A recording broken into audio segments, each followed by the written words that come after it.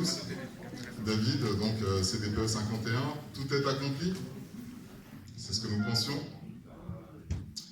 Les lois Ferry, l'école publique, laïque, gratuite, obligatoire, tout est accompli. Séparation des églises et de l'État, tout est accompli. Nous pensons que tout était réglé. Et puis, nous découvrons que sur le chemin de l'école, une Malala Yousafzai nous explique, juste en se déplaçant pour aller à l'école, que des jeunes filles risquent leur vie.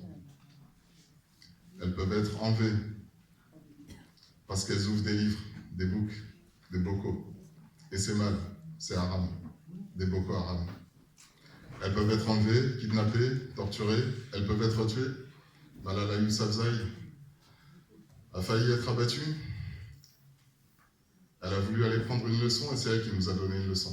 En allant sur le chemin de l'école, au XXIe siècle, on risque sa vie.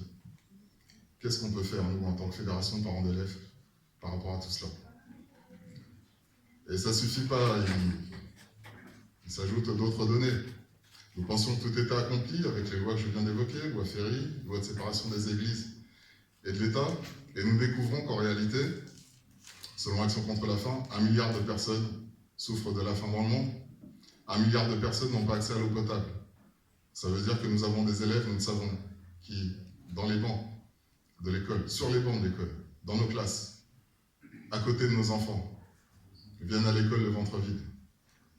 Comment peuvent-ils intégrer des connaissances si déjà leur première préoccupation, le petit déjeuner du matin, le ventre rempli d'un repas équilibré, n'a pas été satisfaite?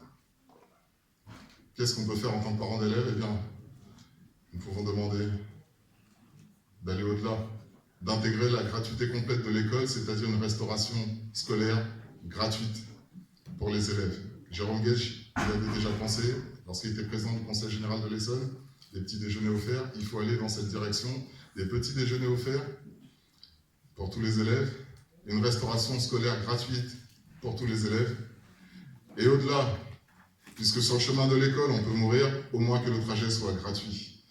Gratuit d'un quartier à l'autre de la ville, d'une partie à l'autre de l'agglomération, d'une commune à une autre, oui, mais aussi d'une agglomération à une autre.